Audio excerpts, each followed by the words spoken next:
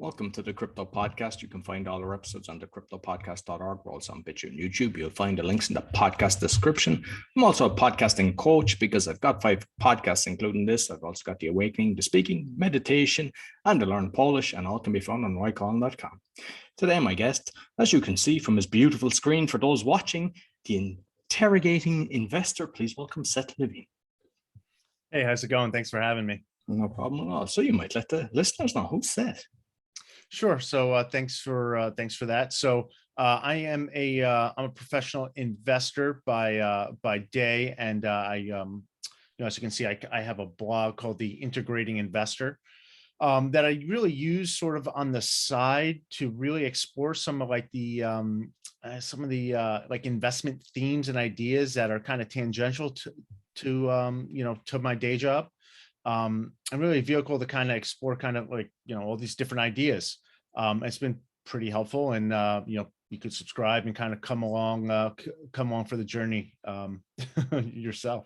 Yeah, cool. So you might let us know your crypto journey, because we've all kind of started at different times and have different stories. So I'd like to know yours. Sure. Yeah. So maybe just to start, I should start with a disclaimer here that these are just my personal views. They don't reflect those of my employer. This is not investment advice, information kind of purposes only. Do your own work. Maybe there's a conflict of interest in something I'm saying. I don't know. But, the usual kind of disclaimers apply. I should say that right now, currently, I don't own any crypto. So that could be important for your audience to know as well, just to be clean. I have owned it in the past, but not currently. So all that out of the way, my journey with crypto has been pretty interesting. I've been following crypto since like 2011. I've been around a while. I'm not, as I say, a crypto millionaire or crypto billionaire. So, you could use that for, take that as information. I've been traded around it a little bit in the past, but nothing too substantial. Really just from an intellectual curiosity perspective. And it's been interesting to see how my views of crypto have changed over the past kind of 11 years.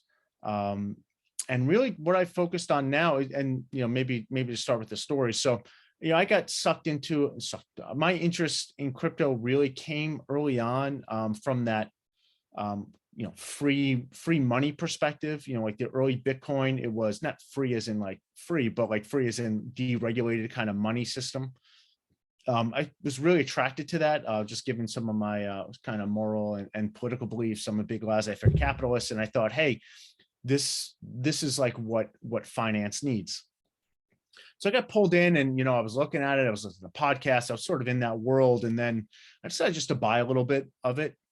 And when I realized, like, this is going back to 2011, so there was a huge run up in price from like a couple $100 up to like $1,000, and I was like, you know what, like let me buy a little bit here just to see just to get involved, and see what's going on. So I bought some, and like it immediately crashed. It went from like $1,000, like 250. It was the like quote unquote crypto winter, that you've heard kind of people talk about in the past, and why it collapsed and kind of all that catalyst really opened my eyes. So like at that time, this was like the first time that maybe China cracked down, had its first kind of crypto crackdown, and it crashed.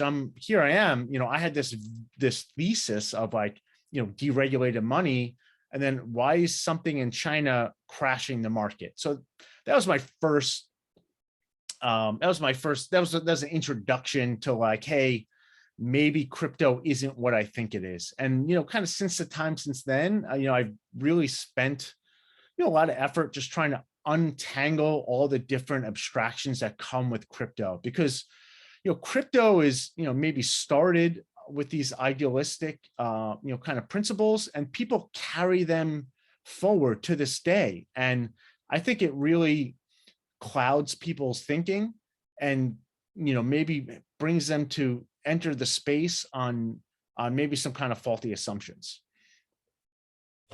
So I could expand on that. Because I'm seeing because we've heard the MtGox, as I think it was called, but like there's a big, I don't know about you when you started doing it first, but I know with me that there's a kind of panic because you make a mistake with your bank account and it just doesn't go to that account, or else you can kind of claim it back. But you make a mistake in this and it's like bye-bye. Yeah, and that is that's a feature and a bug of it. I mean, it is supposed to replicate sort of cash in the sense of like there is no authority. Like ownership is proof, right? So if you lose, if you lose it, it's like if you had a bill in your hand, a euro or a dollar, $100 or 100 euro, and like, oh, like you lost it, fell out of your pocket, like it's gone forever. And the same concept is with crypto, and that was a feature and a bug of it too, which I think is interesting too, because then it just maybe delineates maybe what you would use crypto for, because there are some circumstances, like legitimate ones, like not just like illicit drugs and things like, and purchases that are illegal, but like there are some things where anonymity is valuable, and maybe crypto can kind of serve as a purpose for that. But there are other like kind of transactions where like I need that. I want that counterparty. I want a counterparty in there. Like, I'm glad I have a credit card company that I deal with, right? And I, in one way, shape, or form, pay for that. Because if I get fraudulent transactions, I'm not accountable for it, right? I basically call up my credit card company and they go and they reverse it. I was like, hey, this isn't my charge. And like, yeah, and they reverse it, right? They assume that kind of risk. And there are certain transactions where like I would want that fail safe, where I can go back. So like if I was going to send like $1 million to you, Roy, or €1 million, right? Like I would want that to be traceable, right? I wouldn't want to use like Bitcoin to transfer that per se, because what if something screws up? Like that's a lot of money. That's a lot of money to me. I don't know about you, but like that's a lot of money to me. Like I would want to make sure that gets there, and there's some sort of insurance or assurance that it gets there on time. And that's something that you couldn't do with like Bitcoin, for example. So all this stuff is kind of developing. And I forget, I kind of went off on a tangent already, but that is definitely part of sort of the crypto narrative that I think people are starting to reconcile. They're being forced to reconcile because of things like MtGox. There's another big, crypto fraud pretty recently. And, as protocols kind of, as we're experimenting with different kind of protocols and tokens, and as those are going well and some are crashing, people are looking for audit trails, because it is an industry, for better or for worse, it is the Wild West. And, there are kind of frauds out there. It seems to be, the more I'm looking, it's getting bigger and bigger. And I don't know, is it 30 billion or trillion? But there's somebody that's robbing a lot of crypto and they're not spending it. And I'm thinking, have you heard about that? Like, I think that's kind of government organized. I don't know, that they're trying to stop people getting involved in this. It's a strange one. Yeah, it's tough. There have been some kind of, thefts out there.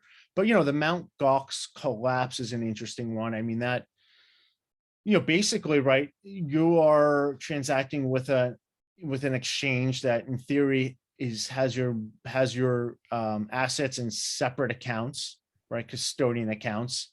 And then that goes bust. And then like you should be in any US or exchange, the regulated is the wrong word. The regulations aren't the reason why, but let's just call it a regulated exchange, like a professional exchange. Like your assets are separated, whereas MtGox, like you lost them, right? And now you're a general creditor of a defunct business, and that is based in, I think, Japan. Like that's just not a good position that really anyone wants to be in, especially if you have substantial amount of wealth tied up in that. There's a documentary that was done on that, and it was interesting because there was even people traveling across to try to get their money, and it was nothing done with it. So, what happened kind of recently with Lunar? Like, what's your thoughts on that? So I've actually just trying to wrap my head around it. So I'm not an expert on what went on with Luna, but from what I can tell is like it. I was literally just listening to just reading up on this yesterday, and it's just seems, I have two thoughts. One, like I think crypto in general is very positive, in that it is bringing innovation to the financial service industry, which has really suffered from a lack of innovation.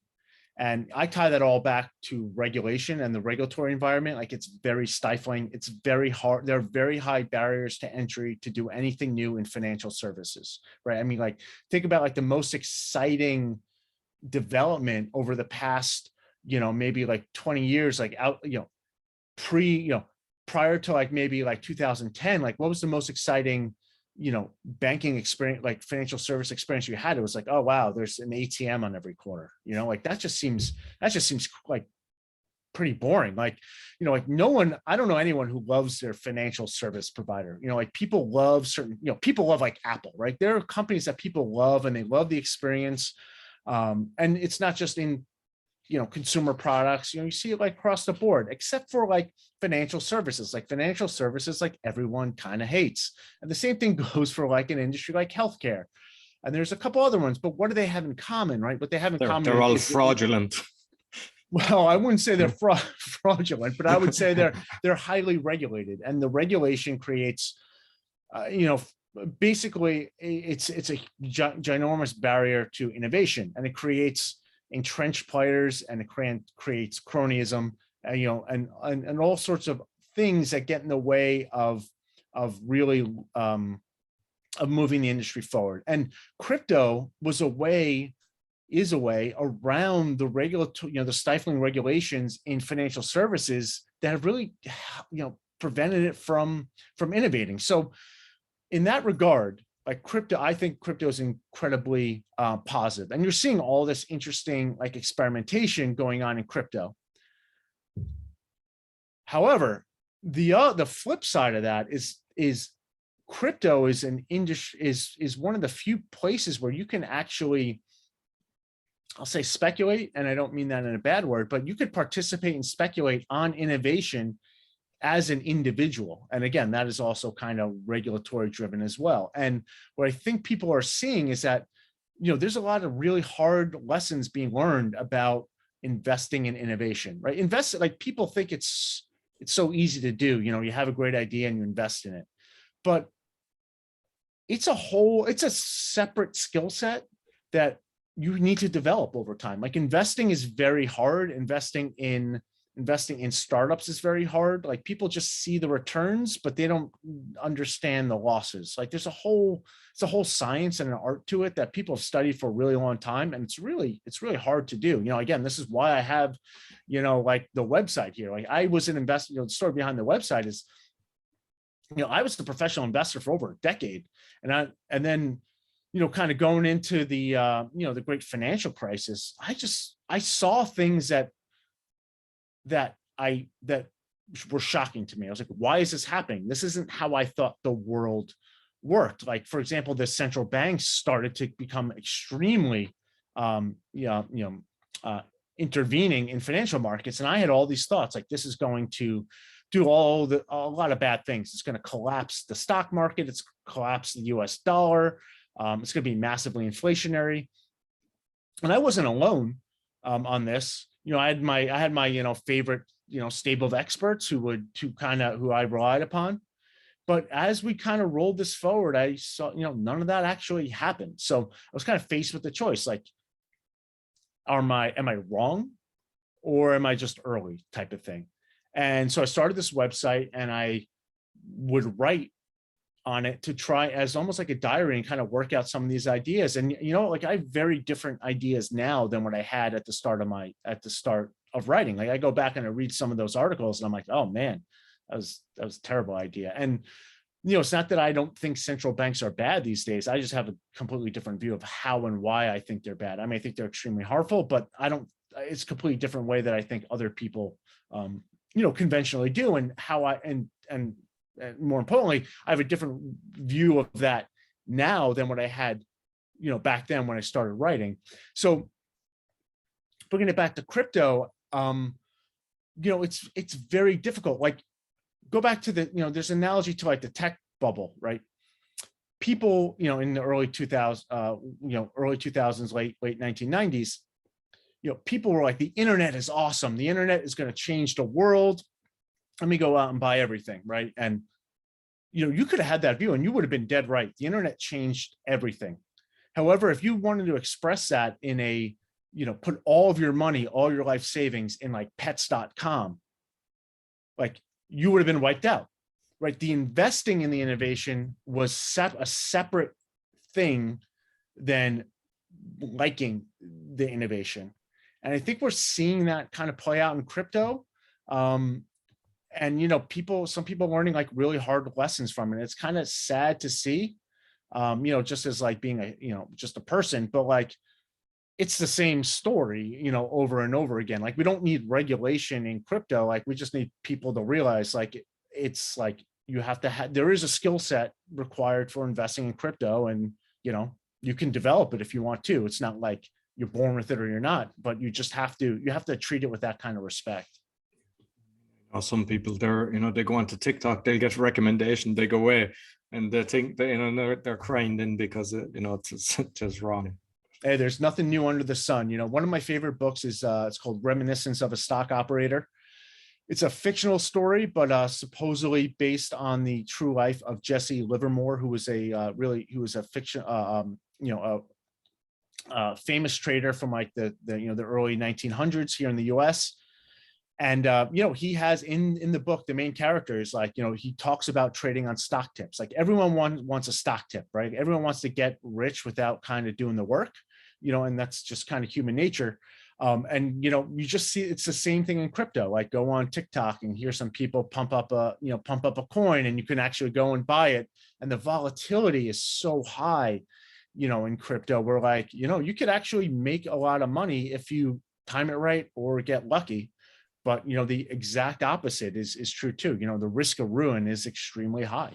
You should only do it with play money. And I encourage everyone to just kind of, whatever is an amount that you can, follow to your pocket, as we mentioned earlier, that you're not going to cry over, and start just getting used to transferring it, getting used to the different exchanges. And then if you have a less chance of making a mistake as well if you're doing it with money that's not going to make you cry. Like, yeah, I think everyone needs to kind of evaluate kind of the crypto investment within their context of kind of their own life, size things kind of accordingly, right? Like I'm not going to condone or I'm not going to support or kind of speak against that for sure. Like, because your investment background, like a lot of people, they basically, they're so disappointed with the banks and investments because people have lost pensions and everything. But in reality, I know there's some crypto systems now that they're giving a 12% return, and like this pensions. I mean, I see my own pension. I don't. It's from when I was working in Ireland years ago, and it's like they tell you, oh, if it goes up 6%, it's going to be this. If it goes up 8%, it'll be this, and it's constantly nothing. Like, and I've talked to other friends as well, and it's the same. And some of them are charging like 5%, and then it's like 0.75% now. But the reality is, you don't know what they're doing with the money, and they could be making 300%, and they're telling you, oh, mid 5% or whatever. Whereas if it was done on a crypto system that you could see, I don't mind paying a percentage. If they're, if someone was making you 20% and they were taking a 5% out of that, you'd be happy to do that. Yeah, I mean, I'd say a couple things. Like one, like you have to trust your pension system. That is for sure. But I mean, we also live, in Ireland, in the US, in the Western world, like we are living in pretty strong, we have pretty strong legal frameworks here. That, if, that would be, if they're just pocketing money, like that's fraud, right? Like we have laws that protect against fraud.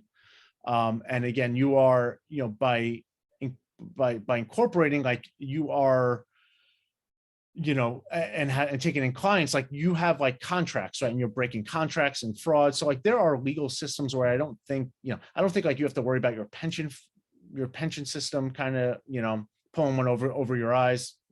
But this distrust of financial services, which I think links back to cronyism, which I think leads back to regulations, the regulatory environment, is one of the big reasons why people are so enthralled with crypto. Crypto is so emotional because it has this like Robin Hood, the storybook, the story quality to it, where it's, David and Goliath, right? Where like you're almost taking power away from the big cronies in a very just scenario.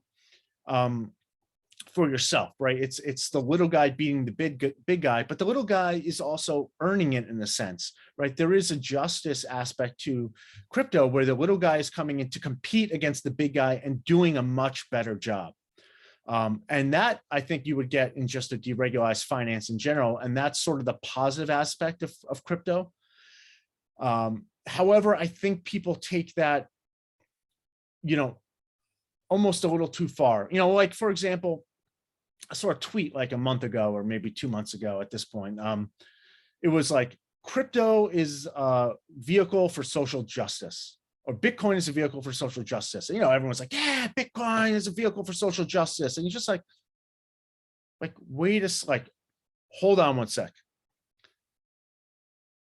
Bitcoin is a decentralized database. That's all it is, right? It's super innovative. It's, very innovative. It's like, maybe it has like applications, but it is not a vehicle for social justice. Bitcoin, it decentralizes, right? It frees the users of Bitcoin from any central authority.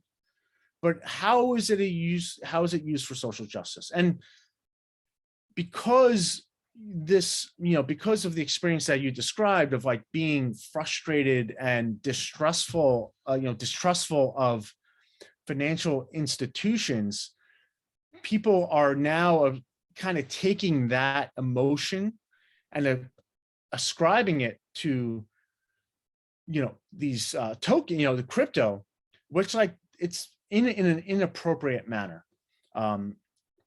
And I think that's going to lead to as much misery kind of on the other side too. And maybe, some of these coin collapses are good examples of that, where people are getting sloppy in their work. They're not, they're investing more in emotion than necessarily, the concrete idea that they're investing in. And, let's just pick on Bitcoin. Like, people are investing in Bitcoin because they think it's going to be, it's going to, there's a, the Bitcoin meme out there is like, Bitcoin solves this, right? It seems like any problem in the world, Bitcoin fixes it, right? Problem in the financial system, Bitcoin fixes. Well, no, like, Bitcoin doesn't fix any of that stuff, right? Bitcoin is a decentralized database. You may be able to like use it in some applications, to transfer money around and transfer wealth around, or like verify things, but like, let's not take it too far. When you take it too far, what you find is you are investing on a thesis that is completely disconnected from the actual instrument that you are purchasing. Same thing like pets.com, right? Investing in the internet, it's going to change the world. No, you're betting on investing in an online, pet retail store that has, awful fundamentals and eventually collapse into bankruptcy. Yeah. And just on the investing in the crypto world, what I've seen with some of them is they've got it lucky the way the markets went, and then they decide, oh, if I put it on 10 new coins or 20 new coins, they're making the assumption that it's going up, and then they're depressed then that it doesn't go that way, and they end up losing the money. Yeah, and that's interesting. Like, I actually wrote an article, I forgot when it was, but if you go on my website, right up there, and you go in, you search by like crypto. There's an article I wrote called like Deconstructing Bitcoin's Zeal into Investable Thesis. Deconstructing Bitcoin's zeal into investable theses. Pretty sure that's it. And in there, it's like, I basically applied a framework that I've developed on the website towards investing. And basically, the way how I see investing is, I invest based on one of two theses. It has to have a value thesis or momentum thesis, and I'll expand upon those. A value thesis is like a very traditional fundamental approach, right? It has to be a utility value to the thing that I'm investing in, right? So I'm going to invest in this company because of the cash flows. I'm going to invest in this company because of the business prospects. I'm going to invest in kind of very traditional reasons for investing, kind of, like the Warren Buffett kind of way, right? Like, not necessarily buy something cheap, but there has to be a reason for invest that corresponds to the real world of what that thing does. Then I have investments that I call momentum investing. And momentum investing is just trend, right? Is the price going up or is the price going down? And for whatever reason, it can be going up because, for any reason, but as long as I think there's a momentum, reasonable momentum behind that trend, like I think that's a valid investment thesis, right? So in crypto, there's this idea that like the institutions are coming, right? There's this wall of institutional money that is just going to come into crypto, bid everything up, and everyone's going to get rich because all the institutions are going to pay higher prices for your tokens. You know, as if institutional investors are that dumb, but that's a separate question. You know, so what happens, and like that is starting to happen, like there is more institutional momentum in buying crypto. You know, you could see like headlines over the past couple of years, you know, been US life insurance companies that have bought some in the headlines. There's, you know, more, you know, banks involved, you know, whatever. But what you're seeing is more buyers enter the crypto market and the price is going up.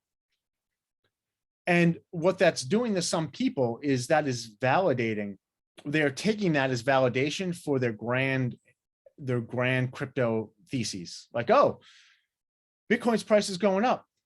It must be because it's the next money. And then they go and they buy more. Well, no, like there's no evidence that Bitcoin is being used for anything other than speculation, and maybe in a handful of, you know, maybe applications, right? People are trying to use Bitcoin maybe as like a next rail to the financial system. I don't even know if they're doing that anymore. But, you know, you look at like in South America, you know, now it's like going to be like, you know, and you know, it's their, you know, legal tender, and which is probably an experiment that's not going too well as of today. You know, we'll see where it goes. But there's no evidence of like, if your thesis is I'm buying Bitcoin because it's going to be the money of the future, like there's very little evidence over Bitcoin's 14 years of history that's really happening. What appears to me to be driving the price, and this is my personal opinion, is more people are speculating on it, and the price is going, and that's fine. Like I have no problem with that. My issue is like, I just want to make sure that I'm honest, that to myself, that is what I am speculating on, as opposed to fooling myself that it's being used for something else. And that's just Bitcoin in general. Like, you know, there's a ton of other cryptocurrencies out there. Some are being used for some things. Some are just like pure, you know, speculation, you know, that are almost jokes, you know, in a sense. Yeah, exactly. In fact, you know, Dogecoin was literally started as a joke. Exactly. I mean, that is like why it was started. I know it's what, like number 9 or 5 or something, is it? Or yeah, and like, you know, now people are speculating, oh, like it's not a joke. Like, you know, Elon Musk is going to use, you know, loves Dogecoin and wants to use it in Tesla. Like, okay, like are people using Dogecoin to buy Teslas or any other reason, or is it still just this joke that's building on, you know, kind of momentum? Like, I'm not going to tell you my analysis. Like, just do that work in your head to figure out why you're buying something like Dogecoin, you know? Exactly. And because I've seen your blog is actually very good, and yeah, there's a good engagement as well. So like I see you recommend a lot of books, and I know that at the start I was trying to look at on a Kindle reading lots of, and I was bamboozled, and they were very badly. Is there any that you have read that you think are good ways of explaining it for the people and good information? Crypto or investing? Crypto, in the crypto world. I haven't read anything on crypto. I mean, the first thing I would start with is just read the Bitcoin Whitepaper. I mean, that clears everything up. You know, that if that doesn't clear everything up for you, what you're doing, like, you know, then nothing will. Like the title of the Bitcoin Whitepaper, you know, it's pretty easy Google search. It's like Bitcoin, a peer-to-peer, like cashless payment system, something like that. Like, it calls itself a peer-to-peer payment system. Bitcoin was designed, and it's ingenious, to be a payment system. It was not designed to be, you know, kind of a financial backbone, you know, a financial service backbone, an economic, you know, it was not designed to do that. Like, it is literally just designed to, as a decentralized database, right? And that is a great place to start because it's eye-opening. I don't know how many people have even, you know, read that. You know, obviously a lot of people have read like the white paper, but the percentage of people who have read the white paper versus investing in crypto today, like it should open your eyes in terms of like, hey, like the abstractions are separate than the thing that I'm actually buying. And like, let me get my hand around the head around what I'm actually buying, as opposed to like what I'm, you know, what I think I'm buying, right? But even in terms of like what books or recommendations, like to invest in crypto is to invest, and there's no different than investing in stocks, stock and bonds, and commodities and derivatives. Like, it doesn't matter. Like, the investing principles are the same, and that, I think, is what's tripping a lot of people up. Like, these concepts of like diversification and valuation, which is kind of hard, but even like separating out value from momentum, right? Price, trading on like a trend versus trading on like a fundamental thesis. These are very old investment ideas that apply to other investment vehicles, that like investment asset classes that you should, I find, are like very helpful in crypto. And like I mentioned one book before, Reminiscence of a Stock Operator. I mean, I've read that book like 3 or 4 times. It was from like 1923 or something like that. And those lessons from then, like every time I read it, I come up with a new lesson like today. So if anyone who wants to invest, like that's like usually my first like book recommendation there. And the first time I read it, I was like, I don't really get it. But kind of the more I come back to it, the more nuance I find. So maybe it's a book recommendation. I'd start there. No, brilliant. And I'm like, I read a load of books. I read about 100 books, and I find it's the older books are the better ones. Yeah, exactly, the principles. And just finally, because you mentioned the utility in the different cryptos, what their kind of true value, and what's the purpose of it. But like with NFTs, because that's something that I'm actually putting together a business on that with digital art, because I actually see, okay, this is something that's decent. Is that something that you've touched on much on the NFTs? So I wrote an article on NFTs too. I forgot.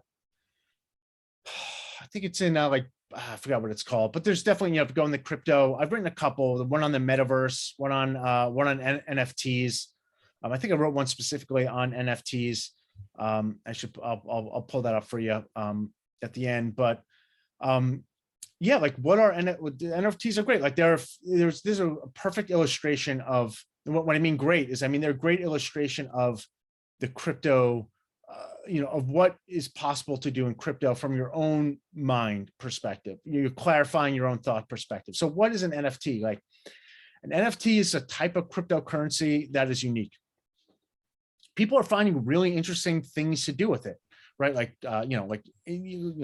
people are talking about like securing titles for it, right? That's pretty interesting. People are looking at, securing like collectibles. So there are things that you can do with NFTs, but like on a specific NFT basis per se, that may be valuable. Like, I think the biggest use case for NFTs still right now is our collectibles, right?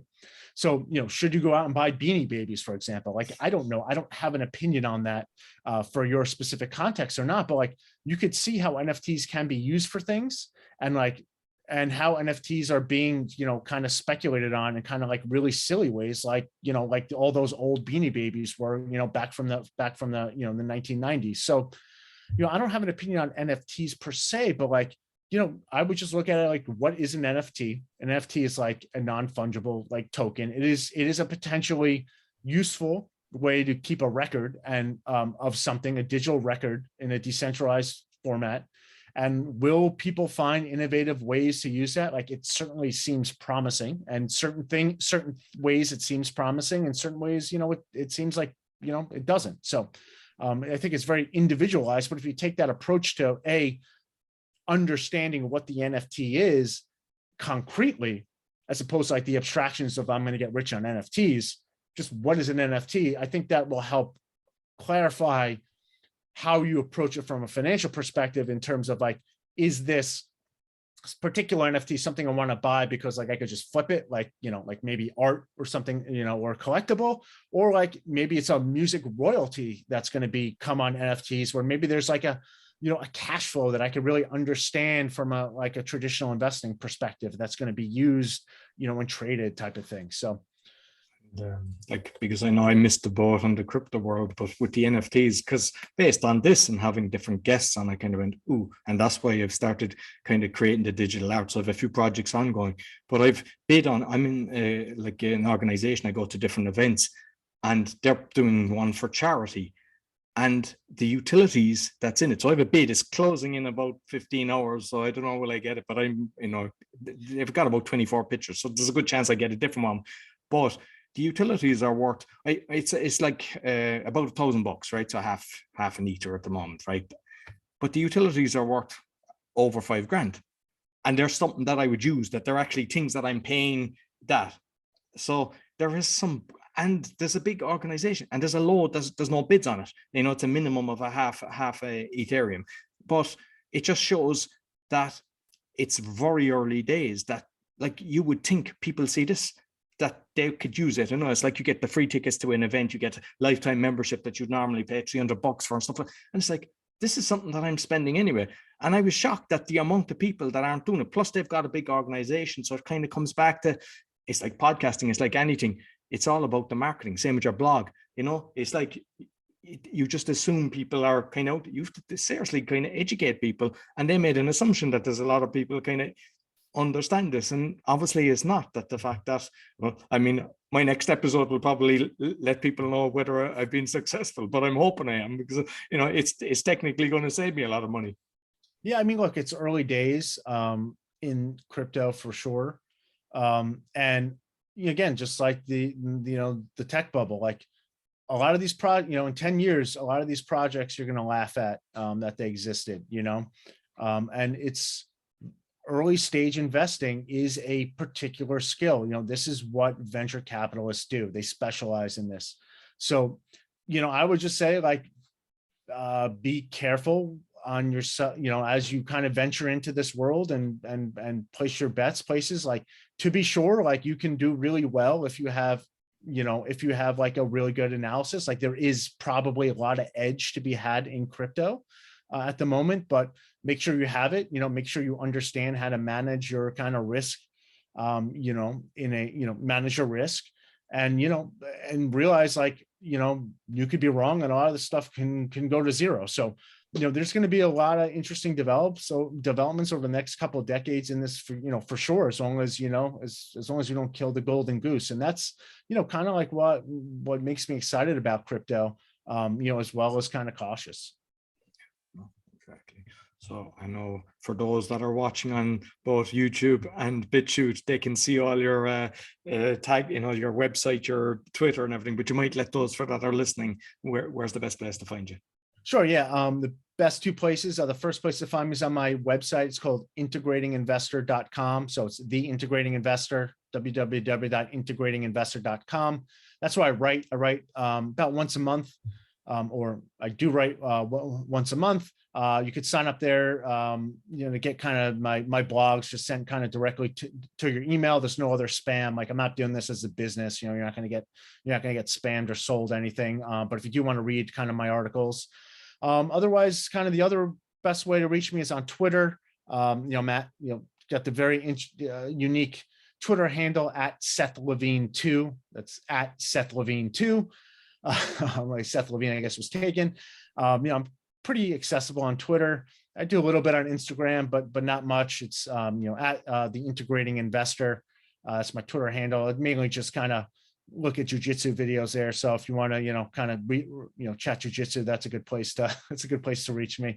But otherwise, I do read all the comments that I get. I do try and respond to people. So I'd love to hear any feedback that anyone has, if you're reading my stuff or have an opinion on any, or want to share something. I'm pretty open and accessible. Excellent. Great talking to you, Seth. Really enjoyed the conversation. Yeah, likewise. So that's all for the Crypto Podcast. You'll find all our episodes on thecryptopodcast.org. As mentioned, more on BitChute and YouTube. You'll find the links in the podcast description, as well as all of Seth's links. So be sure to subscribe, give us a thumbs up, 5-star rating. Really helps. Until next week, take care.